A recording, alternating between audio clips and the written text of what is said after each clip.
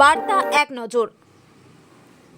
সিআইটিইউর 4টি শ্রমিক সংগঠনের যৌথ উদ্যোগে এক মিছিলের আয়োজন ত্রিবেণীতে। তাদের মূলত দাবি 100 দিনের কাজ সহ বিভিন্ন দুর্নীতি, কেন্দ্র ও রাজ্য সরকারের বিরুদ্ধে প্রতিবাদ ও আগামী 20 তারিখ ব্রিগেডের জনসভার সমর্থনে এই মিছিলের আয়োজন করা হয়।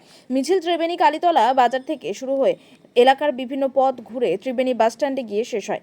উপস্থিত ছিলেন এরিয়া কমিটির সম্পাদক তপন ঘোষ, এছাড়াও কমরেড শৈলেন বিশ্বাস, সুব্রত দাশগুপ্ত, শিবানী দাশগুপ্ত সহ স্থানীয় নেতৃত্বরা।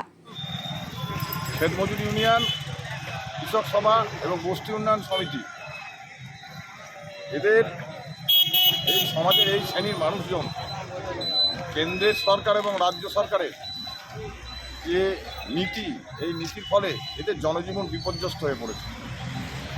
এইরকম একটা অবস্থানে এই 4টে শ্রেণীর মানুষ বাদ প্রতিবাদের জায়গায় যেতে চাই।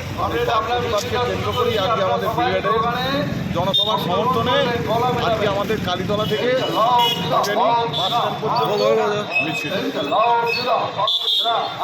মিছিল কোথা থেকে কোথায় যাবে? মিছিল কালীতলা থেকে কি নাম আপনার? তপন ঘোষ, ডানলপ বাঁশবেড়িয়া এরিয়া কমিটির সেক্রেটারি। পার্টি